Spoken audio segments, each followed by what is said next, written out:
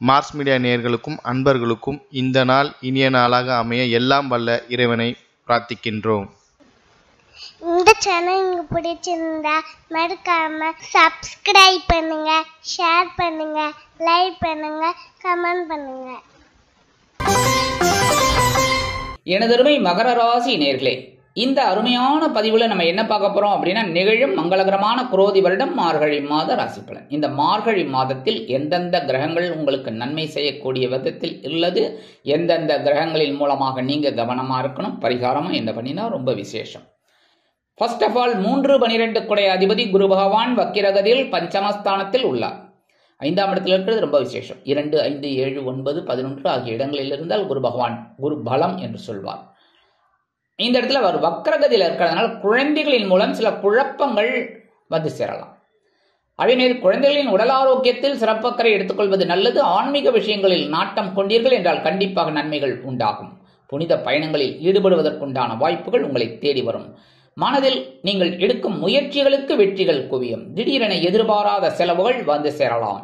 இன்னைக்கு இருந்தாலும் இந்த குரு பகவானின் பார்வை என்ற பார்த்தீர்கள் என்றால் 5ஆம் பார்வையாக உங்களது பாக்கியஸ்தானத்தை பார்ப்பதால் நீங்கள் எடுக்கும் காரியங்கள் அற்புதமாக நிறைவேறும். பிதுரார்ஜித சொத்துக்கள் உங்கள் கைக்கு வந்து சேரலாம். அதே மாதிரி 7ஆம் பார்வையாக உங்களது லாபஸ்தானத்தை குரு பகவான் பார்ப்பதால் லாபங்களுக்கு குறைவில்லை. உங்கள் தொழில் வியாபாரம் அருமையாக நடைபெறும். உத்தியோகத்தில் நீங்கள் விரும்பிய வண்ணம் உயர்வுகள் வந்து சேரலாம். அதே மாதிரி 9ஆம் பார்வையாக உங்கள் ஜென்மராசியை பார்ப்பதால் மனதில் இருந்து வந்த கவலைகள் நீங்கி சந்தோஷம் அதிகரித்து காணப்படும். அடுத்தபடியாக 4-11 குடைய அதிபதி செவ்வாய் பகவான் களத்திரஸ்தானமாக 7ஆம் இடத்தில் உள்ளார். 7ஆம் இடத்தில் இருக்கிறது அப்படிங்கிறது நேர 7ஆம் பார்வை உங்க ஜென்மராசியை பார்ப்பார். கரெக்டா? அதனால கொஞ்சம் வாழ்க்கை துணையோட உடல் ஆரோக்கியம், உங்களது உடல் ஆரோக்கியம் இதிலெல்லாம் கவனமா இருக்கிறது நல்லது. அதே மாதிரி சொத்துக்கள் வாங்குவதில் சில தடங்கல்கள் தாமதங்கள் ஏற்படலாம் என்பதால் கவனமாக செயல்படுவது உச்சிதம். உத்தியோகத்தில் தொழில் வியாபாரத்தில் நிதானமான போக்கை கடைபிடிக்கவும். அதே மாதிரி இந்த செவ்வாய் பகவான் 7ஆம் இடத்தில் இருந்தாலும் நீச்சமடைந்து வக்கரகதியில் இருப்பதால் எல்லா விதத்திலும் கவனம் அவசியம். அதே மாதிரி நீங்க எடுக்கிற காரியங்கள் ஓரளவுக்கு அனுகூலமாக இருக்கும். உங்களது முயற்சிகள் பாராட்டப்படும். அடுத்தபடியா சீருடை பணியாளர்களாகிய காவல், இராணுவம், தீயணைப்புத்துறை, மருத்துவத்துறையில் வேலை பார்க்கும் நண்பர்களுக்கு எதிர்பார்க்கும் இடமாற்றம், பதவி மாற்றம், பதவி உயர்வு, சம்பள உயர்வு சற்று காலதாமதமாக்கி அருமையாக நிறைவேறும். 6-9 குடைய அதிபதி புத பகவான் எங்க இருக்காரு? லாபஸ்தானத்துல இருக்கார். சூப்பர். நீங்க எடுக்கிற காரியங்கள்லாம் சந்தோஷமா இருக்கும். லாபம் அப்படின்னாலே என்ன அர்த்தம்? அதுவும் அறிவு காரகன், அறிவு ஜீவி இந்த புத பகவான் லாபஸ்தானத்தில் இருக்கிறது ரொம்ப விசேஷமான பலன்கள். உத்தியோகத்தில் நீங்கள் எதிர்பார்த்த உயர்வுகள், தொழில் வியாபாரத்தில் லாபம் எல்லாமே கண்டிப்பா கிடைக்கும். அதேமாரி எடுக்கிற காரியங்கள்லாம் இந்த தடவை அற்புதமா இருக்கக்கூடிய ஒரு காலகட்டம். ஏன்னா புதன் லாபஸ்தானத்தில் இருக்கிறது ரொம்ப விசேஷம். எதிர்பாராத சொத்து சேர்க்கையும் உங்களுக்கு உண்டாகலாம். எடுக்கிற காரியங்கள்லாம் அற்புதமாக நிறைவேறும். 1-1-2025 முதல் இந்த சூரிய பகவானுடன் இந்த புத பகவான் இணைந்து விரைய ராசியில புதாதித்ய யோகத்தை கொடுப்பார். அதாவது செலவு வைக்க போறார். சுப செலவுகள், திருமணமாகாத குழந்தைகளுக்கு திருமண யோகத்தை உண்டு பண்ண கொடுப்பார். அதே மாதிரி இடமாற்றம் இனிமையாக அமையும். தொழில் வியாபாரத்தை அருமையாக என்ஹான்ஸ் பண்ணி, அதாவது அபிவிருத்தி செய்து முன்னேறலாம் என்ற எண்ணம் உங்களுக்கு உருவாகும். உத்தியோகத்தில் இடமாற்றம் இனிமையாக அமையும். நீங்கள் எதிர்பார்த்த இடமாற்றம் இனிமையாக அமையும். கல்வித்துறையில் வேலை பார்க்கும் நண்பர்களுக்கு எதிர்பார்த்த சில காரியங்கள், உயர்வுகள் கண்டிப்பாக வந்து சேரும். கலைத்துறை நண்பர்களுக்கு வாய்ப்புகள் அருமையாக வந்து சேரும். வெளியூர் கலை நிகழ்ச்சிகளில் கலந்து கொண்டு மகிழ்வார்கள்.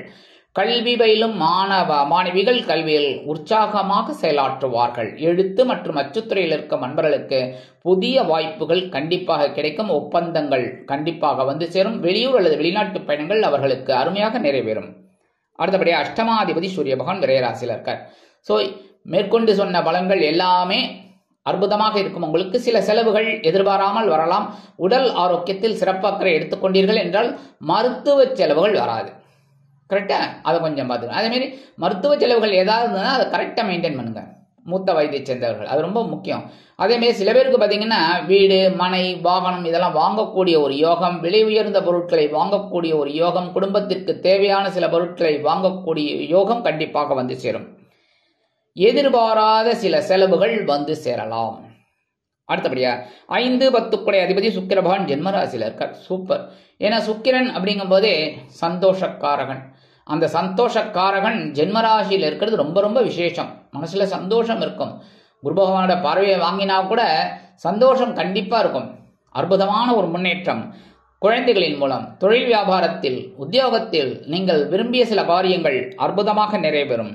30/12/2024 முதல் இந்த சுக்கிர பகவான் எங்க வரப்போறான்னு பார்த்தீங்கன்னா உங்களோட தனவாக்கு குடும்பஸ்தானமாக 2ஆம் இடத்துக்கு வந்துடுறார். கும்பராசிக்கு அற்புதமான ஒரு முன்னேற்றம், தனவரவு தாராளமாக வந்து சேரும். உத்தியோகத்தில் நீங்கள் விரும்பிய சில உயர்வுகள் சலுகைகள் கண்டிப்பாக கிடைக்கும். என்ன சலுகைகள்? அட்வான்ஸ் அந்த மாதிரி ஏதாவது இருந்தால் கண்டிப்பாக கிடைச்சிடும். சரியா? அதே மாதிரி கொடுத்த வாக்குறுதிகளை காப்பாற்றி மகிழ்வீர்கள். குடும்பத்திற்கு தேவையான விலை உயர்ந்த பொருட்களை அருமையாக வாங்கி மகிழ்வீர்கள். குடும்பத்தில் சுபகாரிய பேச்சுக்கள் அருமையாக நிறைவேறும். குழந்தைகளுக்கு புத்திர பாக்கியம் ஏற்படலாம். அடுத்தபடியா ராசிநாதனும் தனவாக்கு குடும்பஸ்தானாதிபதியுமான சனீஸ்வர பகவான் தனவாக்கு குடும்பஸ்தானமாகிய 2ஆம் இடத்தில் உள்ளார். பாத சனி 7.5 விலகப் போகிறது. கவனமாக இருக்க வேண்டும். உடல் ஆரோக்கியத்தில் தனவரவில் சில பிரச்சனைகள் இருக்கலாம் என்றாலும் கொடுக்கல் வாங்கலில் கவனம் கண்டிப்பாக தேவைப்படும். சில நேரங்களில் உடல் ஆரோக்கியம் பாதிக்கப்படலாம் என்பதால் உடல் ஆரோக்கியத்தில் சிறப்பு அக்கறை எடுத்துக்கொள்வது உச்சிதம். இருந்தாலும் சில நேரங்களில் மனதிற்கினிய சம்பவங்களை நீங்கள் பெறுவீர்கள். அதன் மூலம் குடும்பத்தில் ஒற்றுமை காணப்படும். அடுத்தபடியா சாயா கிரகங்கள் என்று அழைக்கப்படக்கூடிய ராகு பகவான் சகாயஸ்தானமாகிய 3ஆம் இடத்திலும் கேது பகவான் ஞானக்காரகன் பாக்யஸ்தானத்திலும் இருப்பதால் மனதில் குறைகள் இல்லை. இருந்தாலும் அதை சமாளிக்கக்கூடிய ஒரு ஆற்றல் உங்களை தேடி வரும். இளைய உடன்பிறப்புகளின் மூலம் சில குழப்பங்கள் இருக்கலாம். இருந்தாலும் அதை வெற்றிகரமாக முறியடித்து அதை அருமையாக சரி செய்வீர்கள். அரசியல்வாதிகள் முன்னேற்றம் அடைவார்கள். வெளிநாட்டில் போய் படிக்கணும், உத்தியோகம் பார்க்கணும்னு நினைக்கிற குழந்தைகள்லாம் தாராளமாக முயற்சிகளை மேற்கொள்ளலாம். அவர்களுக்கு வெற்றி கனியும் கண்டிப்பாக வந்து சேரும். மனதில் ஆன்மீக சிந்தனைகள் அதிகமாக இருக்கும். அதன் மூலமாக ஆன்மீக பயணங்கள் உங்களுக்கு அருமையாக நிறைவேறலாம். பரிகாரமாக என்ன செய்தால் வெற்றி? கண்டிப்பாக முருகப்பெருமான் வழிபாடு செய்வது உச்சிதம். ஏனெனில் செவ்வாய் பகவான் களத்திர ஸ்தானமாகிய 7ஆம் இடத்தில் நீச்சமடைந்து வக்கிரகதியில் இருப்பதால் கண்டிப்பாக எம்பெருமான் முருகப்பெருமானுக்கு நெய் தீபம் ஏற்றி செவ்வரளி மாலையிட்டு அர்ச்சனை செய்து வழிபாடு செய்து வருவது மிகுந்த உற்சாகத்தை, மனதிற்கினிய சம்பவங்களை கண்டிப்பாக நீங்கள் பெறுவீர்கள். அடுத்தபடியாக நவ கிரகங்களில் உள்ள குரு பகவான் நெய் தீபம் வியாழக்கிழமைகளில் ஏற்றி குரு பகவான் காயத்ரி சொல்லி வழிபாடு செய்வது மனதில் உள்ள குறைகளை கண்டிப்பாக போக்கும். அடுத்தபடியாக நவ கிரகங்களில் உள்ள ஆயுள்காரகர் என்று அழைக்கப்படக்கூடிய சனீஸ்வர பகவானிற்கு சனிக்கிழமைகளில் எல் தீபம் ஏற்றி வழிபாடு செய்ய மனதில் இருந்து வந்த சங்கடங்கள் நீங்கும், சந்தோஷங்கள் அதிகரித்து காணப்படும், உடல் ஆரோக்கியம் சிறப்படையும். ஆக இந்த சிறு பரிகாரத்தின் மூலம் மார்கழி மாதம் மாற்றம் தரும், முன்னேற்றத்தை அள்ளித்தரும் மாதமாக உங்களுக்கு அமையும் என்று கூறி விடைபெறுகிறேன். நன்றி, வணக்கம். மீண்டும் ஒரு அருமையான பதிவில் நான் உங்களை மனமகிழ்ச்சியோடு சந்திக்கிறேன். வாழ்த்துக்கள். வாழ்க வளமுடன். இந்த சேனல் உங்களுக்கு பிடிச்சிருந்தா மறக்காம சப்ஸ்கிரைப் பண்ணுங்க, லைக் பண்ணுங்க, ஷேர் பண்ணுங்க.